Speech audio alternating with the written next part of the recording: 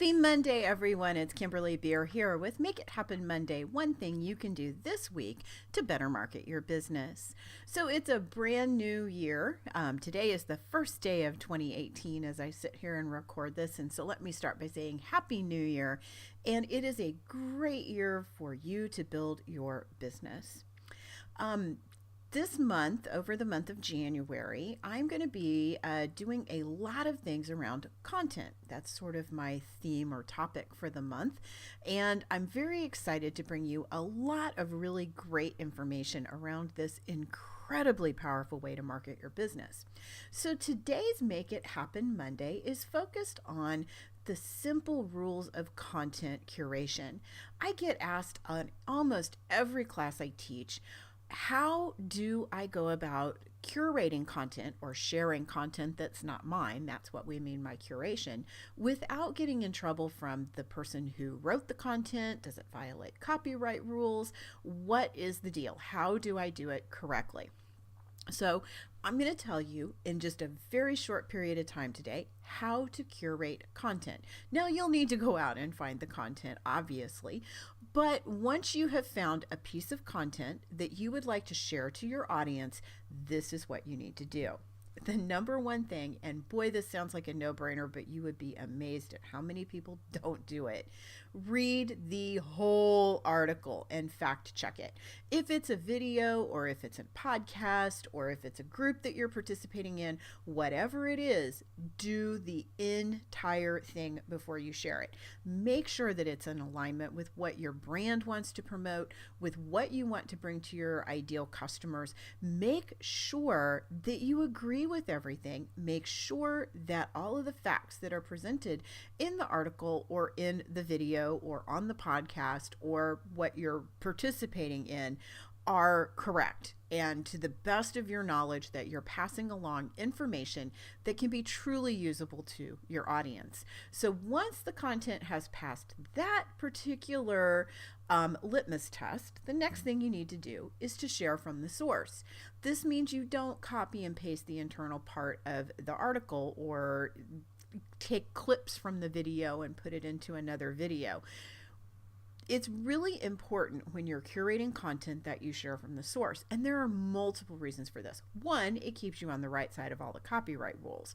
Two, it's the way things are done. People share content, and you're going to share content out there for people to take, hopefully, your original content that you hope gets shared down the road.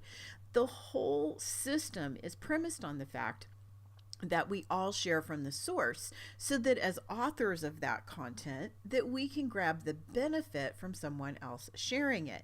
The same is true for you when you go to share someone else's content. You want to make sure that whoever sees that content can actually go back to the original source. And the best way to do that is to share from the link. So for those of you who are confused and going, what on earth is she talking about? Every page on the internet has a URL. So that stands for Uniform Resource Locator. There's your bit of trivia for today. So you have to copy the URL and then you share that URL in whatever you're sharing it on. So you paste it into your Facebook post, you put it into your blog, you paste it into LinkedIn, whatever source it is that you are sharing to, you use that link. Then there's one more thing that kind of associates with this. You tell your audience why it is that you're sharing this with them. This is another big rule for the curation. Don't share without context. You have to let your audience know why you're sharing this particular item with them. Why is it important? If you skip this step, which by the way is really, really easy to do because a lot of us are pushed to get our content out, right? And curating is the way that we save the time.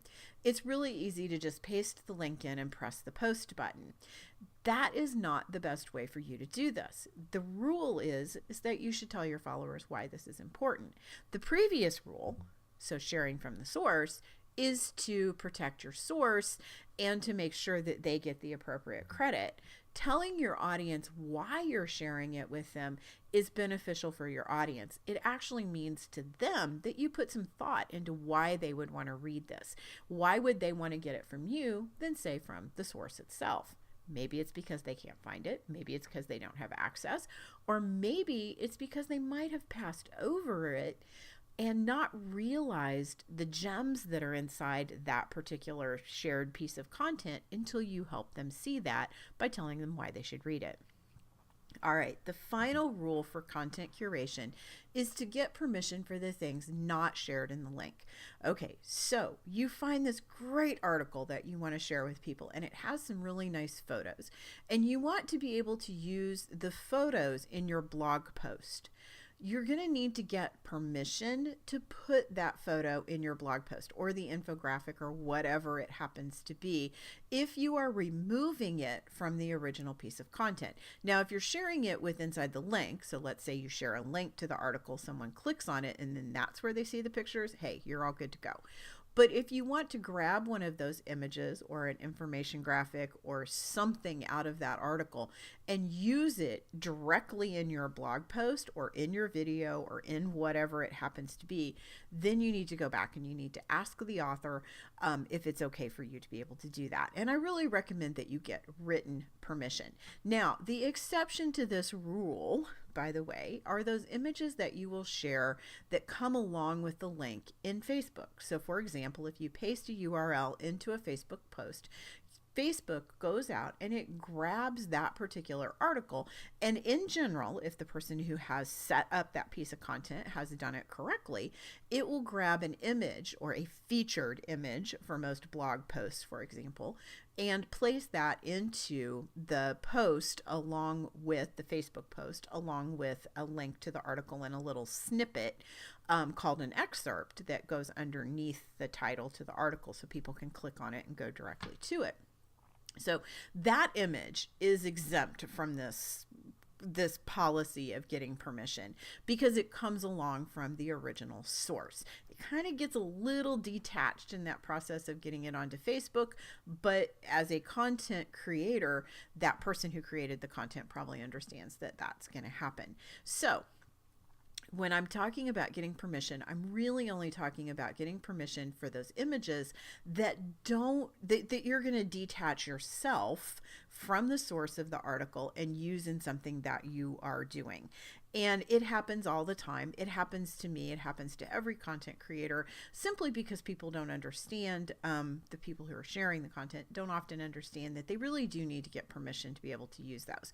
As a professional photographer, I really urge you that anytime you have a question about whether it's okay to do something, hey, reach out to the person who created that piece of content.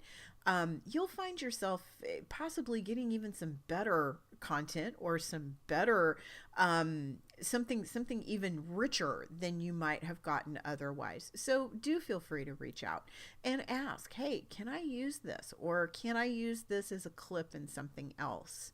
So always attribute as well. If you do get permission, attribute the photo to used by permission of, or thank you to. It's always a nice thing to throw out a kudos to that photographer or to that image creator. Remember, we're all in this thing together. So it's just always try to give props back to the person who did the creation part of things. All right, just to review, let's go over it real quick. Read the entire article. Make sure you fact check it and that it's in alignment. Share it from the source. That means copy that link. Do not copy and paste pieces of the article or do not copy it wholesale and put it into what you're doing. Make sure you tell your readers why they need to pay attention to this shared content and do get permissions for things that are not shared with inside the link. Finally, if you need help with that, visit bemorebusiness.com. Hey, that's our new brand, to find out all the ways I can help you make it happen. Thank you so much. Go out there and have a wonderful week, and I'll see you next Monday.